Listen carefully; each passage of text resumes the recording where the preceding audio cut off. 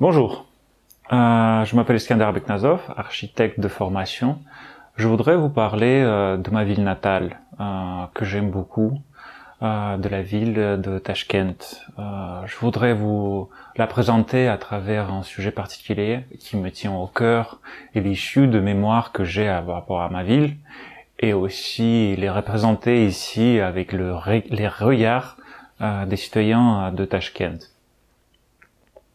Alors pour commencer, je vous présente cette image qui est une image graphique du projet d'Andrei Kosinski, un architecte soviétique qui s'est imaginé le Tachkent de futur.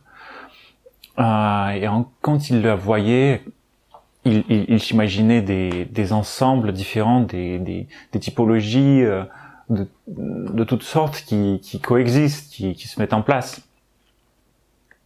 On peut voir des tissus denses, des maisons individuelles organisées autour des petits cours, mais aussi des longues barres de logements qui cadrent des quartiers. Et au fond, on aperçoit même des objets, des tours qui représentent l'architecture plus contemporaine. Et ce sont des phares de la ville. Alors je vous la montre parce que c'est exactement cette image qui est à Tachkent aujourd'hui. Mais c'est pas de l'architecture que je voudrais vous parler, c'est plutôt de ces espaces verts, de ces boulevards, de ces allées, de ces jardins qui poussent à travers la ville et qu'on voit aussi sur cette belle image. Mais tout d'abord, avant de vous parler des espaces verts, il faut que je vous parle de la nature, de la ville et de sa géographie. Alors Tachkent, il se trouve au cœur de l'Asie centrale. Il est entouré des grandes steppes au nord, des montagnes du Tian Shan à l'est, le fleuve de Sirdaria au sud, et il retrouve les déserts de Kizilkum à son ouest.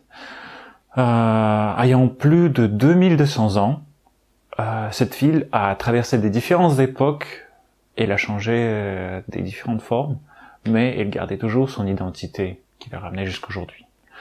Alors, au début du premier millénaire, c'était une ville artisanale du pays de Sogdiane. Cette époque, elle était connue comme l'époque de Transoxiane. Et ces produits, ils étaient marchandisés sur la route de la soie par des commerçants qui circulaient entre le désert de Taklamakan et la mer Caspienne. Ensuite, en XIVe siècle, c'est devenu une citadelle frontalière de la défense de l'empire des Timurides, mais à la fois une porte d'échange entre l'empire et les nomades de la steppe. Plus tard, aux périodes soviétiques, c'était l'arrière-front de la Seconde Guerre mondiale, pendant la Seconde Guerre mondiale de toute l'Union soviétique. Et Tachkent, il a reçu des milliers de réfugiés et des centaines d'entreprises pour les mettre en abri et pour leur donner un éloge. Alors aujourd'hui, c'est une capitale de jeune pays indépendant, Ouzbékistan, qui est en plein essor de développement. Alors Tachkent, il se retrouve dans la vallée de Tchirtchik. Et il se situe au pied des montagnes de Tian Shan, et il est nourri par ces montagnes. Parce que ces montagnes, ils capturent les vents du nord et de l'ouest qui ramènent des eaux des mers et des océans. Et ces eaux, ils tombent en pluie et descendent dans la vallée en forme des ruisseaux et des fleuves. Ces ruisseaux et fleuves, ils ramènent des minéraux de ces montagnes qui fertilisent finalement les sols et les terres. Alors, ayant presque 2,5 millions d'habitants, Tachkent, c'est une ville à forte urbanisation, mais qui est toujours liée à cette eau qui est ramenée dans la ville par des canons. Avant, à l'époque précédente, il offrait à la ville les limites de la défense, les limites administratives, les systèmes d'irrigation pour des champs et pour des jardins, et aussi les sources de fraîcheur pour des espaces publics et l'eau potable pour les maisons. Mais aujourd'hui, en plus de ça, ils nourrissent la ville avec de l'électricité. Le mémoire des jardins, elle est gardé dans la toponymie de la ville, en forme de certains quartiers arrondissements. Alors on peut avoir le quartier de Olmazor, qui est le jardin des pommiers, le quartier de Chilonzor, qui est le jardin des Chalefs, et le quartier de Bodomzor, qui est le jardin de pistaches. Mais c'est pas des canaux que je voudrais parler, c'était des espaces publics. Et alors on va choisir 3 cas de figure qui sont très importants pour la ville. 3 lieux qui proposent des ambiances et des expériences différentes et qui mettent les gens à prendre des postures différentes vis-à-vis le monde, ce qui est le vivre, s'ordonner et s'isoler. Donc tout d'abord on va prendre la promenade le long d'un des plus anciens courants d'eau de Tachkent, qui est Bossou, ce qui signifie le clair. Et on va visiter d'abord l'arrondissement de Chilonzor, ensuite le centre-ville, le quartier des institutions, et après le jardin botanique. Alors, l'arrondissement de Chilonzor. Comme vous voyez, c'est un énorme étendue vert dans l'urbanisme dense et rationnel de Tachkent. Il prend une forme presque demi-cercle et il est rempli des arbres qui sont les peupliers pour lesquels il est connu.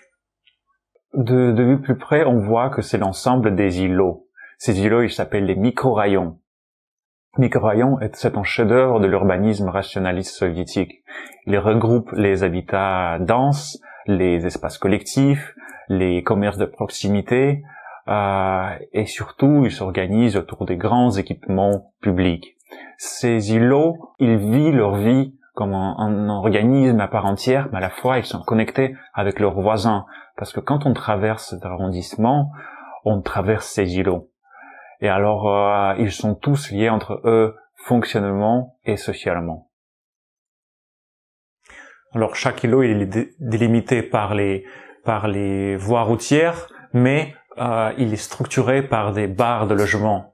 Ces barres, ils subdivisent le terrain en différents cours collectifs, en différents espaces qui sont vécus par les habitants des barres de tous les âges. Et ces jardins, ils sont habités par les citoyens. Ils sont remplis de différentes activités sociales, économiques et productives. Les habitants, ils y vivent comme dans leur propre maison, comme dans leur atelier, comme dans leur jardin. Alors quand on y va, on a l'impression de venir chez quelqu'un.